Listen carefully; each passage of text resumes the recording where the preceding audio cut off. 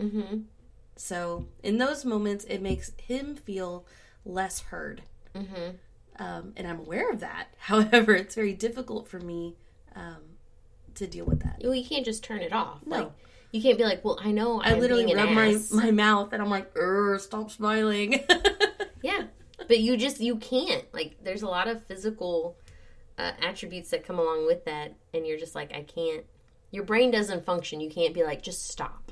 Right. Just stop. It comes from a childhood of pain and suffering with all my broken bones and things. Yeah. Yeah. So I've heard. So someone has told me. I call it trauma coping. Yeah. Yeah. Yeah, you develop different powers. I call them your different superhuman powers from your different traumas. Yes. Superhuman trauma. Yeah, superhuman trauma. Sometimes I tell it thank you, and other days I go, damn you, trauma. But some days it's okay. Yes.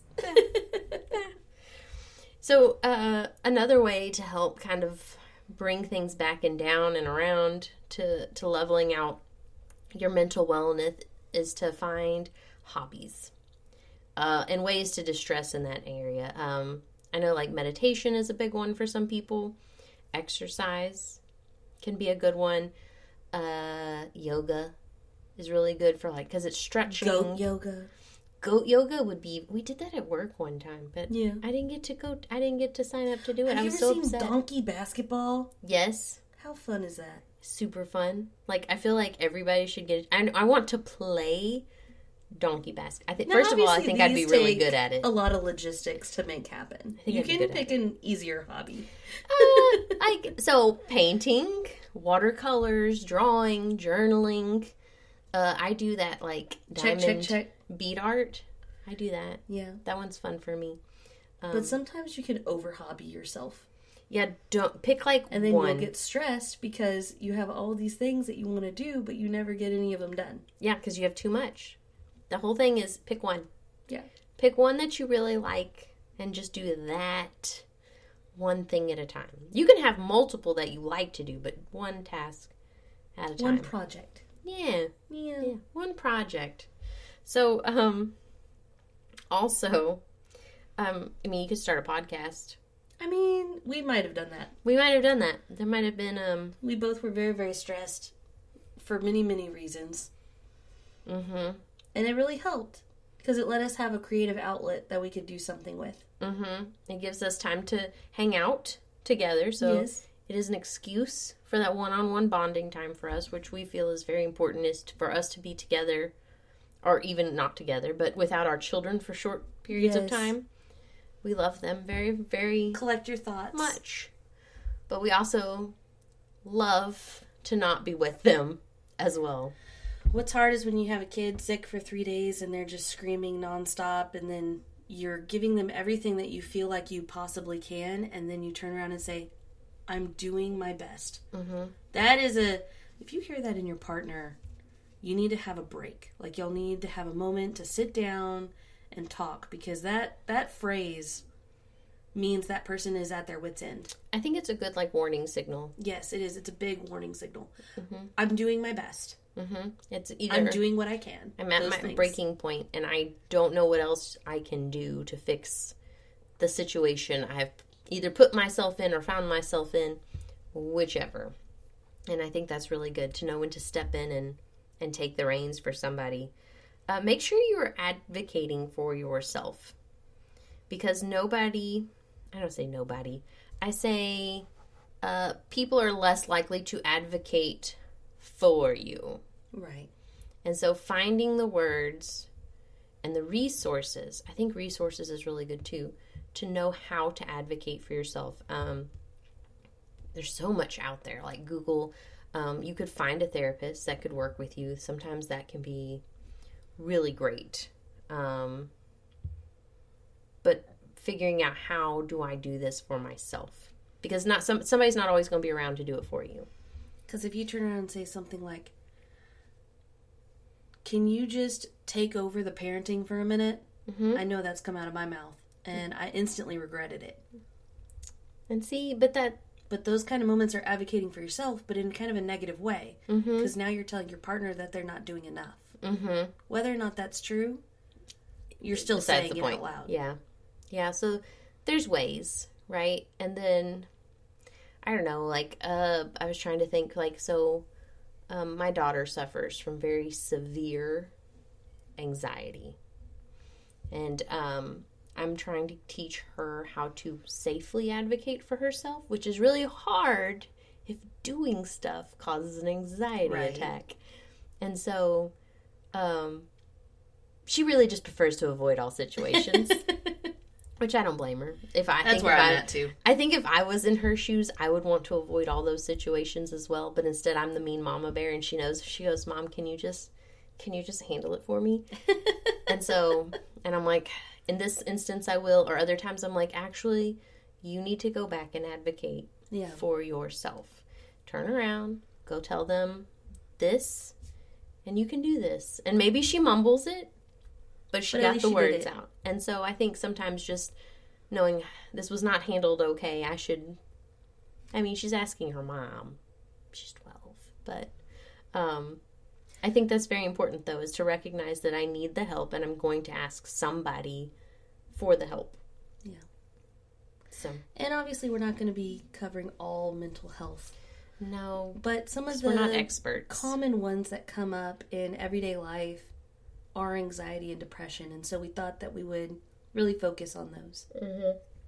And I know one symptom of anxiety, because I have it, is if I get hyper-focused on something that I have no control over, like global warming, oh my goodness.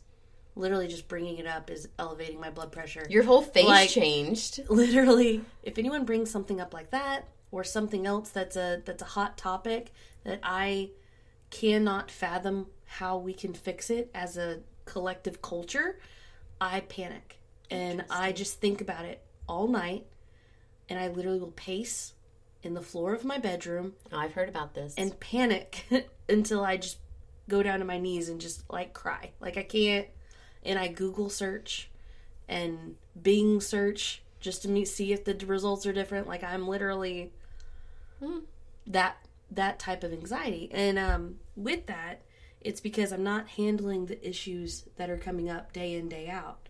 So now I'm hyper-focusing on these giant issues that I have no control over so that I can spin my hamster wheel on those. Rather than focus on what's in front of me. Yeah. Well, I know that working with, we obviously know this, that working with a therapist really helps you to focus on what you should be focusing on. Yes. And I've used that personally to be like, well, I can't think about the 20 different things, a million miles in front of me. And they're like, well, what about the one thing that's, like, closest to you? Yeah. Like, and you just kind of nitpick with them. Like, you're like, okay, here's one thing. And they can help you, like, break it down and, like, work through the things. Yeah. So, I do highly recommend therapy. One of the, I do have a therapist, and one of the things that she's taught me is that I take on other people's emotions, and I take it without them being willing. Mm-hmm. I just am like, nope, your problem is now my problem. Mm-hmm. And that also increases my anxiety. I had the other day, just a quick story, I was at an optometrist. I'd left work early because of my pain levels were too high, and my husband needed to go to the optometrist. And so I was sitting in the waiting room being patient, and an individual, and it was an older gentleman, perfectly nice, was chit-chatting with me about random things. And then as I talked more and more, I got more and more open, and I'm not a very open person to strangers, but other strangers love to tell me their life story. Mm-hmm. And I've kind of gotten used to that. But I divulged more information than I ever do in that moment. And so with my anxiety, later that day, we got home, and I started panicking that this person was a serial killer because they didn't currently have a job, and that they were looking for a job, and that they were going to come find me and murder me at my place of work, even though I didn't tell them where I worked exactly, but I told them the building.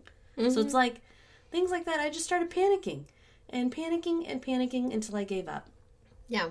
But you took that on for no apparent reason. For no reason. And this perfectly poor little older gentleman has no idea that I was like, he's a serial killer.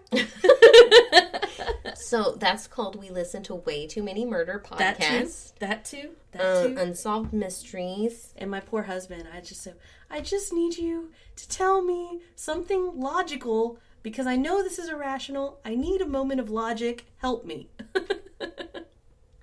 And if they say that, and that's your partner, don't tell them, well, you need to just get over it. Right? Like, that's one of the things that we said, questions to avoid. I don't understand why you don't just move on. Right, you need don't to say help that. them with specific details of whatever story they're building up in their mind. You can say, what I'm hearing is you're hearing this story, and then you can talk to them about different holes in their story that just don't make sense. And that will help them break their cycle. Yeah. And I call it an anxiety spiral. It is. You're right, because you just spiraled out of control. This cat is going to drive me nuts. She's found paper, and now she's crumpling it in the background. I really apologize for all the extra insight in our lives. Damn cat. I love cats. Stop. She's fine. She's not fine. Stop it. I'm sorry. I digress. Anyway. So this wine is still point on. I noticed you keep sipping it, so obviously you're enjoying it. Yes. So there we go. I like it. Rosie likes the wine. And it's not burning. Another point we wanted to bring up that we feel like was important to this was don't mix pills and alcohol, so don't take your prescription drugs and have your bottle of wine. We figured it's important to say since we are a wine podcast. Yep, and we are obviously drinking our wine. So make good choices. Make good choices. Ask doctors' opinions. Yeah, talk to your doctor. And don't just stop taking medication because you want to go drink with friends. Right. Do not do that. Like, that's why I said talk to your doctor about like when it's okay. Whoever prescribes, how much is okay. Yeah, whoever prescribes the meds is the one that gets to make those decisions for you. So the moment you go, oh yes, I agree with you, doc, let's do that, and they prescribe the medication, you have to take it until they tell you to stop. Yes. You don't skip, you don't miss, you take the meds until the doctor tells you otherwise. Okay. As we're drinking our wine, I just wanted to point that out. So, it's an acronym, so bear with me. It's NAMI.org, NAMI, but it stands for National Alliance on Mental Illness. They have an article on how to be supportive of a partner with mental illness because, we're obviously both in relationships, but we assume most people are in some type of relationship at one time in part of their life or another, right? That's how babies are made. So being a good partner means understanding and being receptive to your partner's needs as well.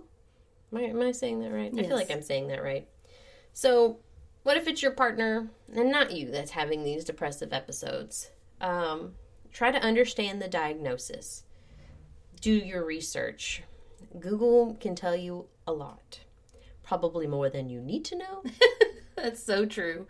Because then you're going to start thinking another anxiety spiral. Right. You can say to yourself, I have all of these symptoms. But you should do some research on your own. I would say go to the doctor with them, but sometimes that's not a thing. Like where you can't. Sometimes it's less helpful. Sometimes it's less helpful. Sometimes it's more anxiety inducing or depressive episode inducing. If you're a person that's really one of those people that's going to speak for your partner or in place of your partner in conversations, you should probably be the type of person to let them go to the doctor on their own. Mm-hmm. Because they need that moment to speak on their own. Yeah, because they got to advocate for themselves and in that respect. Yes. So you got to give them that distance. So do your research. Understand their diagnosis. Don't downplay their diagnosis. I think that would be terrible as well. Research support tactics. Like, how can I better support my partner who's suffering from X, Y, and Z? It's out there, I promise. Like, our Google search took us like a whole 10 seconds. Yeah, there's so much because I really feel like we've been pushing mental health as a big issue for our country. And so because of that, it's not so taboo to talk about it, which is kind of nice. Because then you needing medication. Your friend probably needs medication